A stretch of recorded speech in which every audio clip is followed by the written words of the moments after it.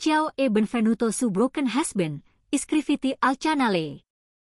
Clicca sulla campana per non perdere nuovi video. Inoltre non dimenticare di mettere like. Perché il miglior supporto per noi. Ciò che mi colpì maggiormente fu assistere alla sua preparazione per la serata. Indosso Olivieri e Charles che gridavano seduzione. E io la osservai mentre si truccava meticolosamente. E si acconciava i capelli, impiegando molto più tempo del solito. Quando emersi con un abito sensuale che non avevo mai visto prima. Abbinato a tacchi alti che completavano un look che non riconoscevo. Un ondata di tradimento, gelosia e rabbia si scatenò dentro di me. Stava facendo tutti questi sforzi per apparire irresistibile. Non per me, ma per Ethan Rivers, il suo capo. Si stava rendendo desiderabile per un altro uomo. Uscendo dei confini del nostro matrimonio. Mentre io mi facevo in quattro per garantirle una bella vita e una famiglia. Era assolutamente incomprensibile. La nostra vita sessuale era incredibile. Emily era sempre attenta, non nascondeva mai nulla. Mi faceva sentire amato e coccolato. Quindi non avevo motivo di sospettare nulla. Dopo 20 anni di matrimonio, pensavo di conoscere la meglio di chiunque altro. E non avrei mai immaginato che avrebbe tradito il nostro matrimonio. Ma poi c'è stata quella sera, circa un mese fa. Alla cena della sua società. Quando Ethan Rivers, il socio dirigente dello studio legale, ha prestato a Emily più attenzioni di quante ne potessi sopportare. Ho notato un'espressione compiaciuta sul suo volto.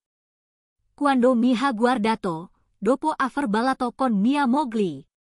Come se sapesse qualcosa che io non sapevo.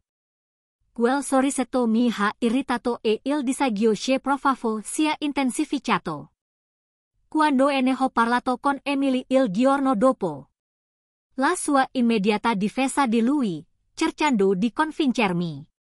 Che stavo esagerando, non fece confermare i miei sospetti. Improvvisamente, tutte quelle riunioni in ritardo. E i pranzi saltati cominciarono a sembrare. Bandiere rosse che avrei dovuto affrontare prima. Più ci pensavo, più mi arrabbiavo. Emily era l'assistente personale di Ethan e Ethan. Beh, era il grande socio dirigente di un prestigioso studio legale. Il tipo di persona che amava ostentare il proprio successo. Con autofistos, gioielli costosi. Uno stile di vita sfarzoso. E una giovane moglie trofeo di nome Olivia. Una trentenne incredibilmente sexy. Che aveva sostituito la sua ex moglie di 20 anni. Ethan aveva la fastidiosa abitudine di fare battute a spese degli altri. E ricordo ancora come ridicolizzò il mio lavoro. Durante una delle nostre passeggiate. Vedi, io vendo viti e dispositivi di visaggio. Ai grandi negozi al dettaglio. Non è un lavoro affascinante. Ma guadagno più di $200.000 all'anno. Ci sono più che sufficienti per garantire alla mia famiglia una buona vita.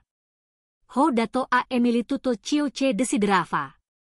E ho fatto in modo che nostra figlia, Sarah, potesse andare all'università senza alcun onere finanziario.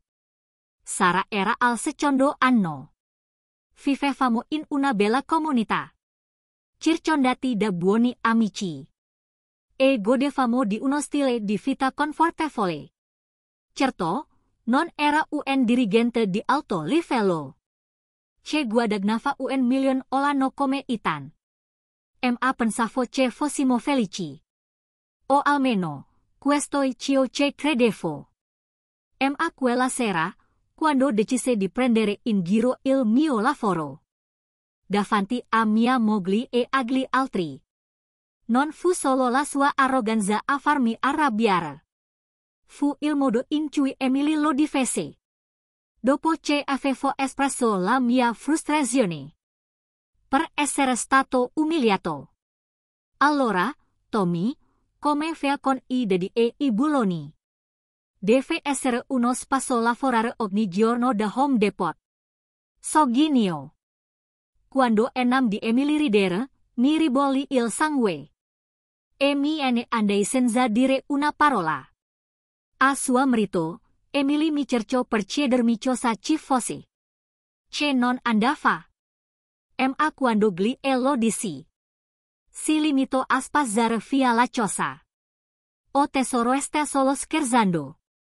Gli piace divertirsi? Non dovresti prendere tutto così sul personale. Dai, è davvero un bravo ragazzo. Contro il mio giudizio, rimasi per il resto della serata. Ripensandoci, avrei dovuto riconoscere prima i segnali. Ora vedo che forse ho trascurato i segnali d'allarme. Dannazione. Non sono uno schiocco e non avevo intenzione di starmene con le mani in mano. Potevo capire perché gli altri fossero attratti da Ethan. E il maschio alfa? Grande, forte, bello? Il socio riccio dello studio. Quello che tutti vogliono avere intorno. Ed Emily era la sua più stretta confidente al lavoro. Il suo fidato braccio destro. Non importava che avessi una moglie più giovane e sexy. Un ragazzo come Ethan vuole sempre di più. E reclamare la moglie di un altro sembrava essere sulla sua lista. Nella settimana successiva, mi sono mosso rapidamente per scoprire. S'ero solo paranoico. O se il mio istinto aveva ragione. Dopo aver ordinato 6 dispositivi di registrazione audio e 5 videocamere, iniziai a mettere in atto il mio piano. La prima telecamera è stata inserita nel rilevatore di fumo sul soffitto della nostra camera da letto. Altre 2 sono state posizionate ad angolazioni diverse per riprendere l'intera stanza. Le altre sono state posizionate nel bagno principale e nel soggiorno. Tutte le telecamere erano dotate di funzionalità di streaming live. Registravano fino a 8K. Ed erano collegate in modalità wireless. A un computer dedicato che avevo installato in soffitta. Il tutto controllato a distanza tramite un'applicazione per telefono. I dispositivi audio erano particolarmente ingegnosi.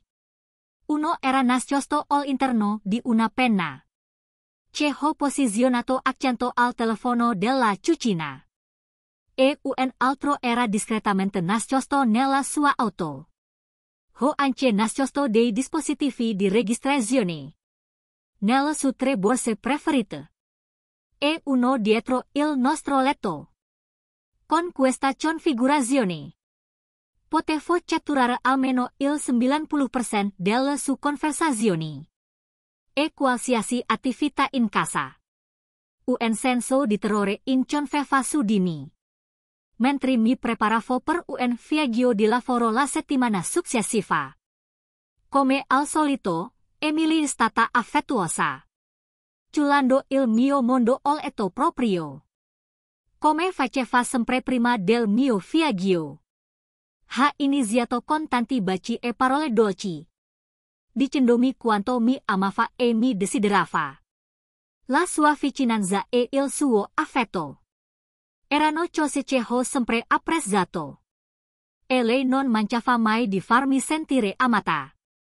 Ti amo tanto e adoro fare l'amore con te, tesoro. Mi sussurrò. Con le lacrime agli occhi. Mi guardò sorridendo e disse: Anch'io ti amo, tesoro. Sei fantastico e ti amerò per sempre. Queste furono le sue parole mentre condividevamo un'incredibile notte insieme. Mi sentivo così legato a lei. Così profondamente innamorato. che non potevo credere che mi avrebbe mai tradito. Per un attimo ho quasi accantonato il mio piano di spiarla. Ma fortunatamente lasciai tutto come era. E partì per il mio viaggio di lavoro di 2 notti. Volevo darle abbastanza tempo per mostrare I suoi veri colori se chi erano. Ci scambiamo un bacio di addio e alle 18 ero già in viaggio. Per iniziare il viaggio di 3 ore verso il hotel. Il viaggio mi diede tutto il tempo per rivedere nella mia testa. Gli ultimi 6 mesi, cercando di capire se mi era sfuggito qualcosa. A parte quei 2 incontri inquietanti con il suo capo. Quel sorriso e il suo tentativo di umiliarmi. Non era cambiato nulla. Mentre guidavo, cominciai a sentirmi un po' schioccia. Persino paraneca e un sorriso si insinuò sul mio viso. Forse mi stavo solo comportando da stupida. Quando finalmente raggiunsi il hotel, feci il check-in e mi sistemai nella mia stanza, sprofondando nel letto king size. Dopo qualche minuto avvia il portatile. Controllai le email di lavoro. E poi cliccai su link al server in Sofita. Per esaminare le ultime 3 ore. Non mi aspettavo di vedere molto. Ma dovevo testare il sistema di accesso remoto. Per assicurarmi che tutto funzionasse correttamente. Accelerai la riproduzione del video, avanzando velocemente fino a quando non enam di mia moglie. Nella nostra camera da letto. Poi ho rallentato fino alla velocità normale. Pensando di godermi la mia bella e sexy moglie. Mentre faceva una telefonata. Non ero preparato alla conversazione che si svolse. Un'ora dopo che mi ne sono andato. La videocamera ha ripreso l'audio di lei che parlava con Ethan. Riuscì a sentir solo la sua parte della conversazione. Mentre era sdraiata sul nostro letto. E parlava con il suo capo. Ciao tesoro. Lui se ne ha andato e io sono tutta sola. Sì, questa volta per 2 notti. Quando puoi venire da me? Tua moglie non si accorgerà della tua assenza. Oh mio Dio, è fantastico. Puoi passare la notte con me. Vorrei davvero svegliarmi accanto a te. Certo, sono tutta tua tesoro. A che ora sarai qui? Ok, ci vediamo presto. Ti amo picciola. Mi sono seduto lì. Stordito. Avevamo appena condiviso una delle notti più appassionate della nostra vita. In cui lei era venuta almeno 4 volte. Dicendomi quanto mi amava. E ora, appena un'ora dopo, lo invitava a passare la notte. Chi era questa donna? Come aveva potuto dichiarare di amarmi così profondamente? E tradirmi così rapidamente? Stava davvero venendo da me stasera? Per l'ora successiva, osservai con orrore la mia amorevole moglie, che si preparava a incontrare il suo amante. Vederla fare la doccia. Indossare i neri seducente. Tacchi alti. E truccarsi con cura. Era strasiante e stranamente ipnotico. Avevo sempre saputo che era un essere sessuale. E che quando si vestiva in quel modo era una vipera. Ma la dolorosa verità era che non si era mai vestita così per me. Rabbia e gelosia mi ribollivano nelle veni. Quando mi resi conto che tutto questo sforzo era per Ethan.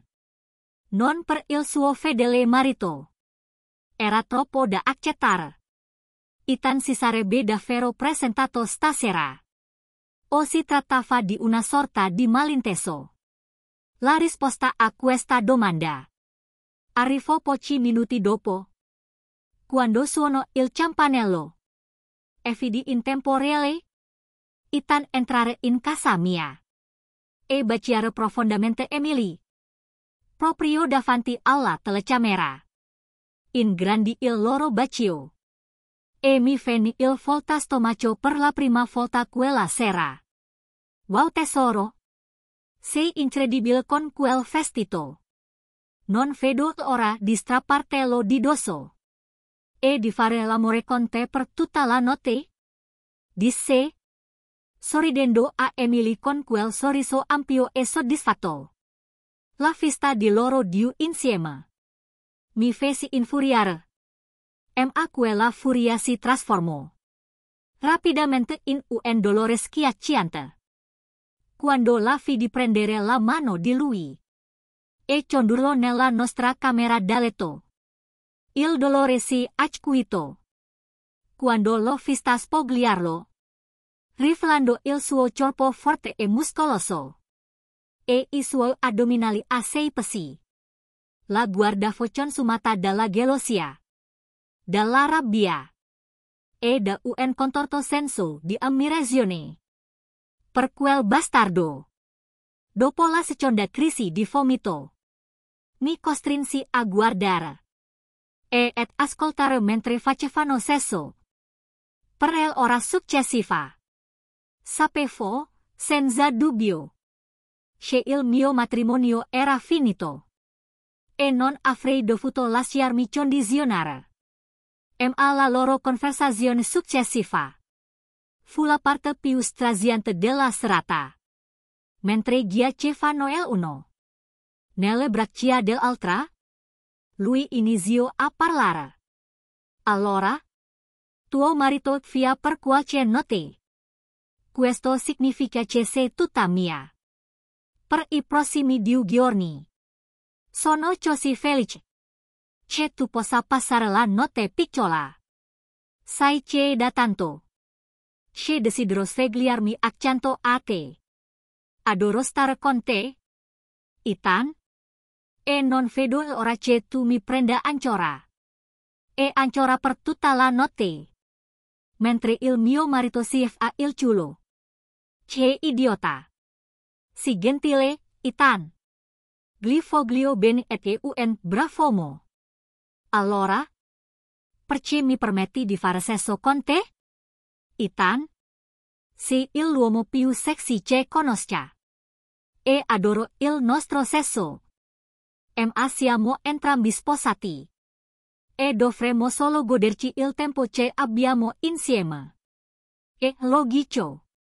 Mi dai più amore e affetto di mia moglie. O di qualsiasi altra donna con cui sono stato. Per me più del semplice sesso. Amo il modo in cui mi fa sentir. Emily. Sentirlo parlare di amore? Un amore che doveva essere solo mio. Mi ha spesato. Mi resi conto che lei stava condividendo quel amore con un altro uomo. Continuai ad ascoltare. Intorpidita e con il cuore spezzato. Mentre si abbracciavano. Si baciavano e parlavano. Tuo marito ti soddisfaccia quanto mi, Emily? E un amante meraviglioso. Ma no, non è come te. Tu mi fai cose che non riesco nemmeno a descrivere. Mi sono seduta lì, devastata, con un profondo senso di perdita. Non potevo sopportare di ascoltare ancora questo tradimento. Nella mia casa e nel mio letto. Così ho spento il computer. Seguirono ore di insonnia e di rabbia. Quando capisce nel mio futuro. C'era molto dolore e molta vendetta. Quando sono tornata a casa, Emily si è comportata come se tutto fosse perfettamente normale. Mi accolse con un grande abbraccio e tanti baci, facendo finta che non fosse successo nulla. Mentre ero via, ma invece dell'amore che provavo per lei, ora provavo solo disgusto. E mi allontanai dal suo bacio. Nonostante le mie emozioni, ho recitato il ruolo del marito amorevole, facendo finta che tutto andasse bene. Raccolsi tutte le registrazioni e I video. NVC il backup su cloud. E creo un file criptato sul mio computer. Nelle due settimane successive, mi assicurai che ogni secondo trascorso da Emily con mi contase la tenni occupata, assicurandomi che non ci fossero occasioni di sveltin o di incontri notturni. Mi chiese persino quando era previsto il mio prossimo viaggio. Era chiaro che stavano aspettando che partissi di nuovo. Una mattina ho ascoltato la loro conversazione mentre lei stava andando al lavoro. Quando suo marito lascerà di nuovo la città. Non ne sono sicuro, ma lo scoprirò. Deve succedere presto tesoro. Sapendo questo, pianificai un viaggio di una notte per assicurarmi che venisse da me mentre ero via. Il piano stava andando al suo posto. La sera stessa, mentre guardavo casualmente un film alla televisione, la mia moglie infedele mi chiese all'improvviso: Tesoro, quando è il tuo prossimo viaggio? Dovete trattenere l'ondata di rabbia che minacciava di manifestarsi. E risposi con un tono forzato e scherzoso: Tesoro, stai cercando di liberarti di me. Hai un amante segreto che viene a trovarti quando non ci sono? Lei non perse un colpo. E non c'era un accenno di colpa nella sua voce mentre diceva: Non essere schioccia. Mi piace quando sei a casa. Spero che tu non debba partire. E mi chiedevo solo se il tuo programma di viaggio è stato ridotto. No, mi dispiace tesoro. Il mio lavoro mi obbliga ancora a viaggiare. Ho un appuntamento serale martedì prossimo. Ma tornerò mercoledì, risposi, cercando di mantenere la voce uniforme. Lei rispose con un tono convincente: Odio quando te ne fai. Vorrei che non dovessi viaggiare così tanto. Mi mangi terribilmente quando non ci sei. Poi si avvicinò. Mi abbracciò e mi baciò profondamente, facendomi sentire un amore che ora sapevo stava dando anche a un altro uomo. El impulso di urlare e gettarla a terra era irrefrenabile. Ma mantenni la mia compostezza, sapendo che il mio piano si sarebbe realizzato la settimana successiva. Martedì feci le valigie per il presunto viaggio. E io ed Emily facciamo un'ultima sessione di amore. Dopo questa notte, non ci sarebbe stato più un noi. Mi baciò appassionatamente prima di partire. E mi chiesi se avessi notato la tristezza nei miei occhi quando la guardai per l'ultima volta. La sua espressione cambiò brevemente. E non ero sicuro di cosa stesse pensando. Invece di lasciare la città, tornai al mio ufficio. Parcheggiai l'auto e mi diressi all'interno per lavorare fino a tardi. Cosa che non era abbastanza insolita da attirare l'attenzione. Le poche persone ancora presenti non fecero domande sulla mia presenza. Verso le 7:30, la videocamera si attivata, riprendendo Ethan che entrava in casa mia. E baciava teneramente ancora una volta la mia futura ex moglie. Era l'ora dello spettacolo. Utilizzando l'applicazione del telefono, ho disattivato la videocamera e ho riposto il cellulare in un cassetto per evitare qualsiasi tracciamento GPS durante il mio viaggio. In silenzio, lascia il ufficio. Recuperai una bicicletta elettrica pieghevole dal bagagliaio della mia auto e partì per un viaggio di 12 miglia fino a casa mia. Il motore elettrico le permetteva di raggiungere una velocità di 30 miglia all'ora. con una autonomia di 50 miglia con una sola carica. Vestita con una felpa nera con cappuccio. Mi sono guardata intorno per assicurarmi che nessuno mi notasse prima di uscire. La bicicletta era perfetta per essere furtiva, permettendomi di tornare a casa in silenzio. E senza essere notato in 20 minuti. Parcheggia il moto dietro alla casa. E scivolai all'interno attraverso la porta scorrevole posteriore. Che avevo lasciato leggermente socchiusa. Una volta dentro, rimasi immobile. Ascoltando attentamente qualsiasi suono proveniente dalla camera da letto. Soddisfatto che la mia presenza non fosse stata rilevata. Recuperai dall'armadio un fucile a canna corta. E una mazza di alluminio e li portai in camera da letto. Appoggiai con cura il fucile lungo il muro fuori dalla camera da letto. Poi presi la mazza e aprì silenziosamente la porta. Della stanza illuminata dalle candele.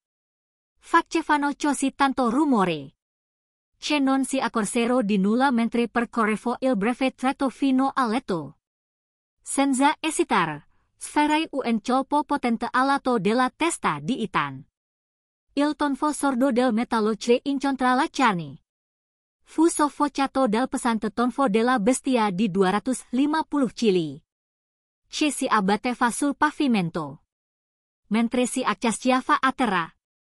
Afferrai il fucile e accesi la luce. In quel momento Emily si rese conto di ciò che stava accadendo. I suoi occhi si allargarono per lo shock e gridò. Oh Dio, no ti prego, no, non può essere vero. Perché sei qui? Dovresti essere via? Perché sei con un altro uomo nel mio letto? Questa la domanda migliore risposi di scatto. Ora chiudi quella cazzo di bocca e ascolta. El omone era a malapena cosciente. Ora ha cacciato contro il muro con il sangue che colava dal taglio di 15 centimetri. Che la mazza aveva lasciato. Quando cominciò a riprendersi. Enam di la rabbia guizzare nei suoi occhi. Ma era mista a paura. Dannazione, fa male. Perché hai fatto, amico? Gemette. Stai scherzando? Ti scopi mi amogli nel mio letto e pensi che non reagisca. Che cosa ha intenzione di fare? Che sì, con la voce che tradiva il suo nervosismo. Mentre guardava il fucile che gli stavo puntando contro. Preoccupato ragazzone. Hai paura che ti faccia del male? Dovresti esserlo? So cosa avete fatto alle mie spalle. E questa la notte della vendetta? Ti ucciderò, Ethan. Stasera morirai. Dissi, con la voce piena di veleno. Tutto ciò per cui hai lavorato svanirà. Spero che ne sia falsa la pena stronzo. Amico, se mi uccidi, andrai in prigione per il resto della tua vita. Al diavolo? Stanotte moriremo tutti? Che te ne pare, idiota? Volevo instillare in entrambi il timore di Dio. Naturalmente non avevo intenzione di uccidere davvero nessuno. Ma era soddisfacente vedere quanto fossero terrorizzati. Mi comporta in modo selvaggio e sconsiderato. Spaventandole entrambe fino a farle impazzire. Emily piangeva, ragomitolata, cercando di coprire il suo corpo nudo con il lenzuolo. Tesoro, ti prego. Non fare niente di stupido. Ti amo, davvero. Metti giù il fucile e parliamone, la supplica. Con un guigno sinistro. Lo puntai contro il fucile. Chiudi quella cazzo di bocca. Tutto questo perché volevi una piccola avventura. Al di fuori del nostro matrimonio. Qualsiasi cosa accada stasera. È tutta colpa tua. Sapevano di essere in guai seri di dovermi calmare. prima che facesi qualcosa di irreversibile. Il fucile era stato caricato con proiettili personalizzati al 25% diesel e al 75% di olio resina di capsiccio. La sostanza usata nello spray al peperoncino non avevo intenzione di uccidere nessuno, ma sicuramente avrei causato a Itana abbastanza dolore e danni ai genitali da durargli per tutta la vita. Non sarei andato in prigione e non avrei commesso un omicidio stanotte.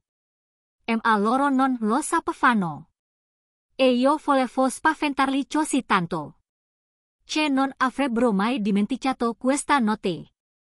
Quando Ita incominciò a riprendersi dal colpo alla testa, si fece più audace e fece una mossa per avventarsi su di me, probabilmente pensando di potermi disarmare.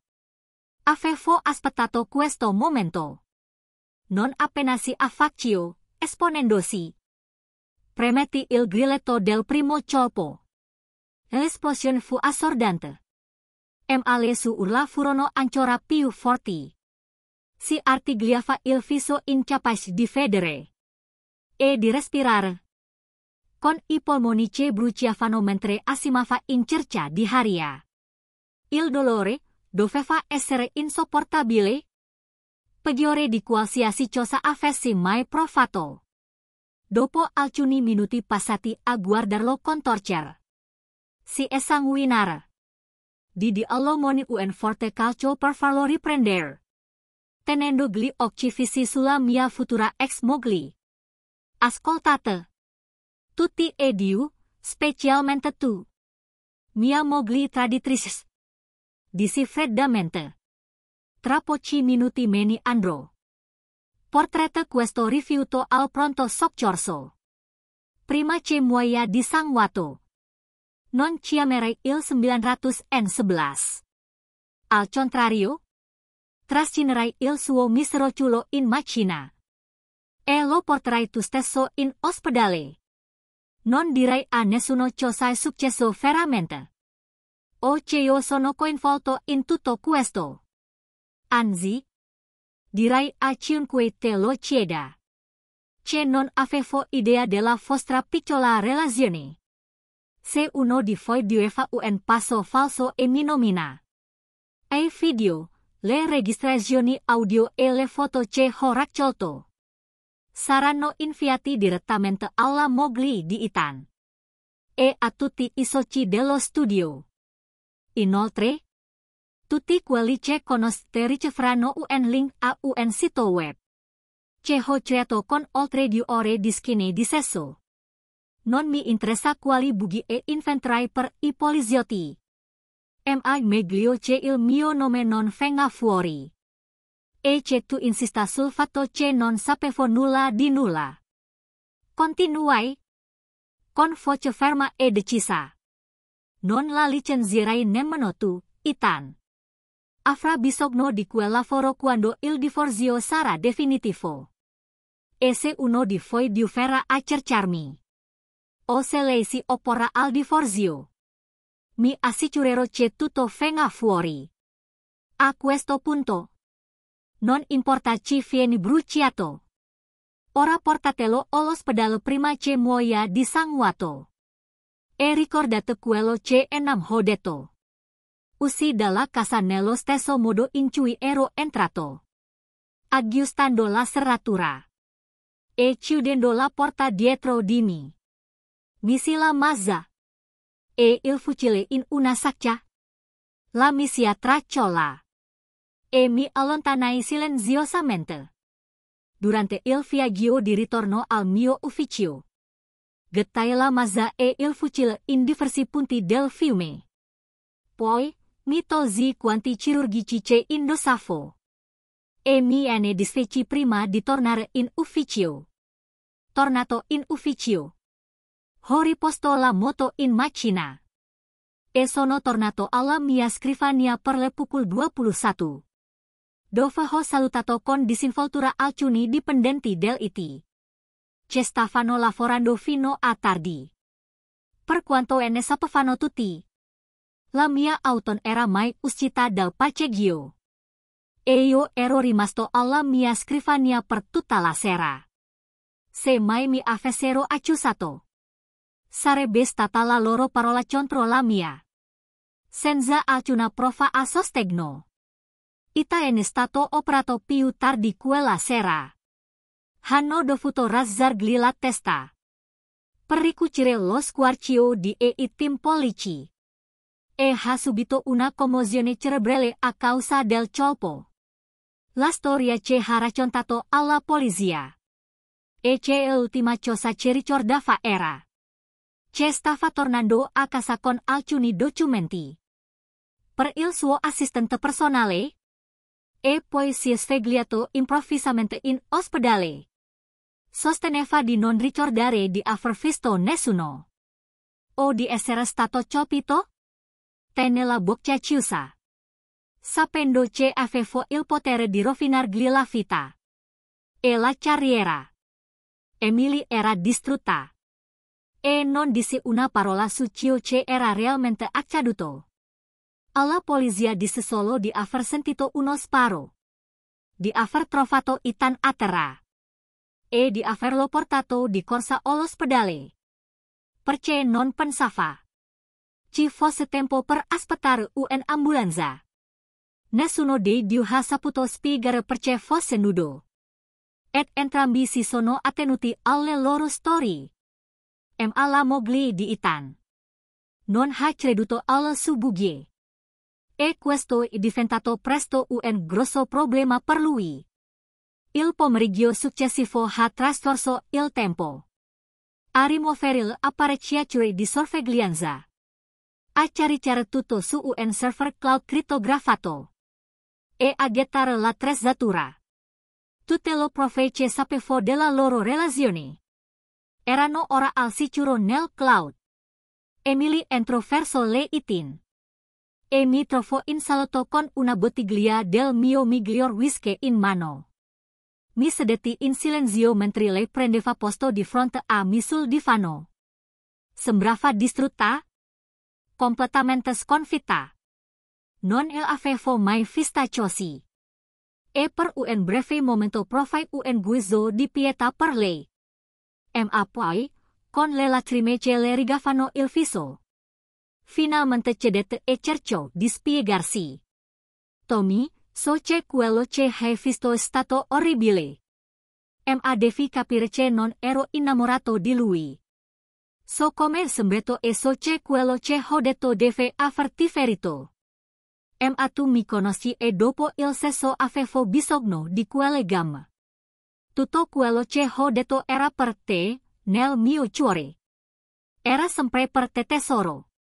Ogni volta che te ne andavi. Odiavo stare da sola e Ethan mi faceva compagnia. Si arrivava alle mani. Ma era solo sesso, devi credermi. La mia macella cade per la pura audacia della sua sciusa. Emily, ho ascoltato tutto quello che hai detto. E, nonostante quello che sostieni, quelle parole di amore non erano destinate a me, ma a Ethan. È finita, Emily? 20 anni di quelli che pensavo fossero ricordi meravigliosi, buttati via a causa del tuo capo e della tua relazione.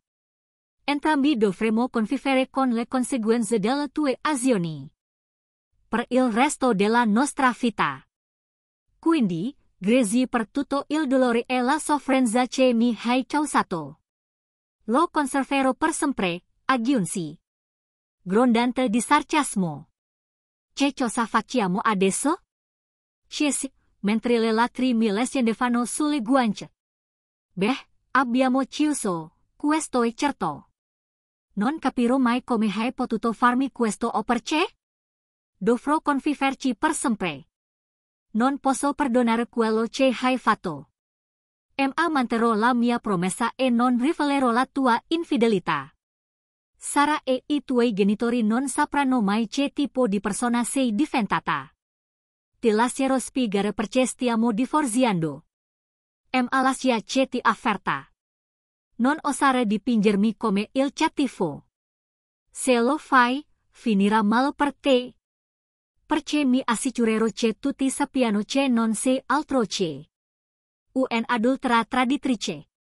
Metto in vendita la casa. E nel frattempo devi trovare un altro posto dove vivere. Visto che hai distrutto tutto, devi trasferirti. Questa non è una richiesta. E quello che farai. Fammi sapere dove inviare I documenti per il divorzio. Firmali e non apporti al divorzio. O le cose si metteranno male sia per te che per il tuo ragazzo. Si seppelli il viso tra le mani. Si ignorando in modo incontrollato. Non è il mio ragazzo e non lo amo. Non possiamo risolvere la questione. Non c'è niente che possiamo fare. So che troppo tardi dopo quello che ho fatto. Ma non posso vivere senza di te. Farò di tutto per tenerci insieme. Non ho mai voluto perderti. Ti prego, non lasciarmi. Emily, se si fosse trattato solo di sesso, forse avremmo potuto risolvere la questione. Con una consulenza o una separazione. Ma ciò che veramente ucciso il mio amore per te. È stato il modo in cui hai condiviso con lui. Un amore che doveva essere solo nostro.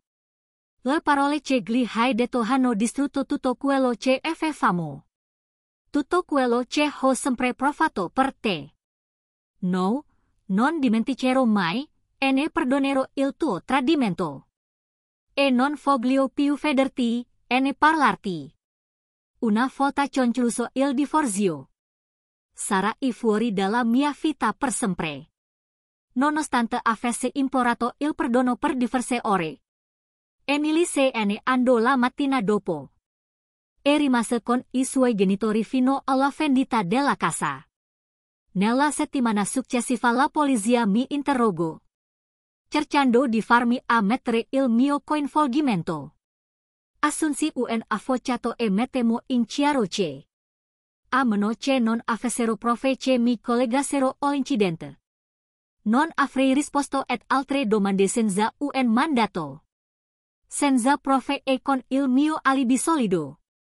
Alla fine mi lasciarono in pace. L'incidente è stato ufficialmente denunciato come furto. Con scasso e aggressione casuale. Emily e la sua famiglia mi chiamarono ripetutamente. Pregandomi di ripensarci. Sostenevano che mi amava e che non poteva vivere senza di me. Mi hanno implorato di perdonarla, esortandomi a cercare un consulente per risolvere la situazione. Ho smesso di rispondere alle loro chiamate. E non ho aperto la porta quando sono passati. Ho cambiato numero di telefono e ho interrotto ogni contatto con loro. Sì, la perdita è stata devastante. Ogni secondo di separazione era straziante. Ma il ricordo del suo tradimento. Di come aveva dato il suo amore a un altro uomo. Era qualcosa con cui non riuscivo a riconciliarmi. Ora, Emily era una madre single di 42 anni. Che viveva con il suo stipendio in un angusto appartamento. Con una sola camera da letto. La vita confortevole di cui godeva un tempo era sparita. La figlia e la famiglia avevano capito cosa era successo. Ed erano profondamente insoddisfatte della scelta di Emily. La incolpavano per il fallimento del matrimonio. Emily si ritrovò completamente sola. Ethan, più preoccupato di salvare il proprio matrimonio. La trattava male al lavoro. Incolpandola dei suoi problemi fisici e coniugali. Non potendo continuare a lavorare con lei. La trasferia a un ruolo amministrativo con lo stesso stipendio. Ma il nuovo lavoro era noioso e privo di prestigio. Si sparse la voce che era una delle ex figli di Ethan. E fu trattata di conseguenza. bloccete in un lavoro che odiava senza prospettive di promozione. Senza amici, senza marito. E con una famiglia che la incolpava del divorzio. Emily cade in depressione. Piangeva ogni notte, da sola. Sentendo la mia mancanza con ogni fibra del suo essere. Il suo cuore soffriva costantemente. Era consumata dai pensieri sulle sue azioni e sulla vita che aveva perso. Sarà cercò di aiutare sua madre. Ma sembrava che non ci fosse modo di tornare indietro. La salute di Emily peggiorava. Mangiava male, beveva molto ogni sera e si rifiutava di prendersi cura di sé, dicendo che non c'era motivo di provarci senza Tommy. Quando Sarah si rivolse a me per un consiglio, compresi la sua situazione. Ma non riuscì mai a superare il tradimento. E non parlai mai più con Emily. Nel frattempo, Olivia ha reso la vita di Ethan un vero inferno. Lo costrinse a trasferirsi in una delle stanze degli ospiti. E lo tenne solo per pagare le bollette. Iniziò a frequentare diversi uomini più giovani. E usò Ethan come portafortuna per gli eventi aziendali. E le riunioni di lavoro? I due vivevano fight completamente separate. Ethan rimase un guscio dell'uomo che era stato. Non avrebbe mai più fatto sesso. E non avrebbe mai conosciuto il vero amore. Per il resto della sua vita. Avrebbe ricordato come tutto fosse cambiato. A causa del suo desiderio di prendere la moglie di un altro uomo. La sua rabbia nei miei confronti era intensa. E voleva ferirmi nel modo peggiore possibile? Ma permessi non accade nulla. Più tardi, quell'anno, mentre ero fuori a bere qualcosa con alcuni colleghi, sono stata vittima di un'imboscata e picchiata fuori dal bar. Finché i miei amici non sono intervenuti in mio aiuto. Gli aggressori sono fuggiti prima dell'arrivo della polizia. E ho passato 2 giorni in ospedale con le costole rotte. E 20 punti di sutura. Ero certa che avessero intenzione di uccidermi. E se non fosse stato per i miei amici, forse ci sarebbero riusciti. Sapevo che era la vendetta di Ethan. E non ne fui affatto sorpreso. 6 settimane più tardi, dopo essermi ripresa, chiama il ufficio di Ethan. Il signor Rivers, per favore? Dissi alla sua segretaria. Mi dispiace, in riunione. Posso prendere un messaggio? Sì, digli di incontrarmi a una di questo venerdì al Friend Daily. Dall'altra parte della strada. Mi dispiace, signore, non fisso appuntamenti con il signor Rivers. Dagli il messaggio, scrivilo, venerdì, alle 13, al Friend Daily. Deve essere lì da solo. Digli che da parte di Tommy e capirà cosa significa. Grazie. Ero seduto al tavolo di fronte alla porta. Quando lo stronzo entrato, da solo. Mi vedi e si avvicinò al tavolo. Sì, dissi. Cosa vuoi? Sputò. Ignorando la sua hostilità, continuai. Grazie per essere venuto oggi. La tua gente ha fatto un buon lavoro nel maltrattarmi.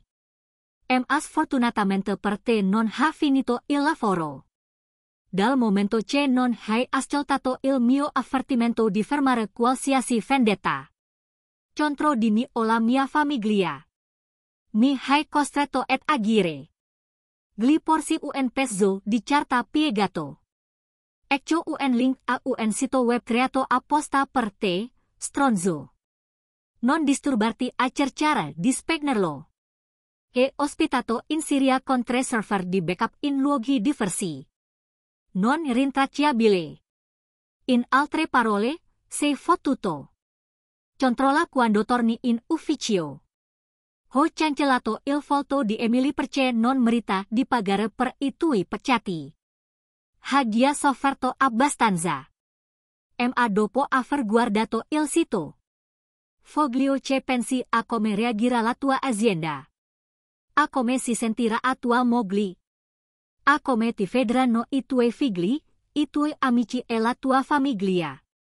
Dopo aver visto un video hard di 2 ore, ho intenzione di caricarlo su diversi siti porno popolari. Insieme al suo nome, alla sua professione, al suo indirizzo e al suo numero di telefono. La sua rabbia di Fampo. Mi hai già rovinato la vita. Non sarò mai più lo stesso, sessualmente. Smettila, o giuro che sparisci. E per questo che siamo qui oggi, signor Rivers. Foglio porre fine a tutto questo. Mi ha portato via la cosa più preziosa della mia vita, mia moglie. Ha distrutto il nostro matrimonio ventennale. E non posso permetterle di andarsi nel piede libero. So che sto rischiando la vita. Come lei ha sottolineato. Ma intendo vendicare le botte che la sua gente mi ha dato. Va bene, calmati, che cosa fui? 2 cose non negoziabili. Primo, interrompere ogni ulteriore ritorsione contro di me. O contro chiunque io conosca, compresa Emily. Secondo, depositerete $1 milione su questo conto. Entro alla fine della giornata di venerdì. Se i fondi non saranno sul conto entro le 21 di venerdì, prenderò provvedimenti. So quanto valete. E so quanto potrei ottenere in una causa legale. Quindi considerate questa misera somma come un regalo. E si accetto? Come faccio a sapere che non mi distruggerai comunque? Sono un uomo di parola e lei dovrà fidarsi di me. Ma ti dirò questo. Se non ti adegui, c'è il 100% di possibilità che il sito web diventi famoso. Dentro sabato mattina. Spero che tu soffra per il resto della tua vita. Per quello che hai fatto al mio matrimonio. Il denaro fu trasferito, la casa fu venduta. E la proprietà fu divisa. Emily aveva abbastanza soldi per vivere comodamente. Se avessi continuato a lavorare o avessi trovato un altro marito, Itzen la ten occupata come parte del nostro accordo. Ma non furono mai più vicini. Emily non si risposò mai. Usciva raramente con qualcuno. E viveva con il dolore che aveva causato a entrambi gli uomini. Aveva perso il suo matrimonio. E l'amore dell'uomo con cui voleva stare. Per il resto della sua vita. E ora si ritrovava sola e depressa. Morì prima del suo 50 degrees compleanno. Una donna distrutta e triste. Solo la figlia Sara era presente alla cerimonia di dispersione delle sue ceneri. Continuai a lavorare per altri anni. E alla fine mi ritirai in una piccola città sull'oceano. Ho sposato una donna gentile. Che mi corrispondeva mentalmente e fisicamente. Ma non avrebbe mai potuto sostituire l'amore speciale che solo Emily mi aveva dato. Non ho mai più parlato con Emily. E ho sentito parlare di lei solo attraverso Sara, che adoravo. Parlavamo tutti i giorni e siamo rimaste vicini. Ma Sara menzionava raramente sua madre, sapendo che l'amavo ancora. E che non volevo riaprire vecchie ferite. La morte di Emily mi rattristò. Ma portò anche un ultimo senso di sollievo. Al profondo dolore che avevo tenuto nascosto per tanto tempo.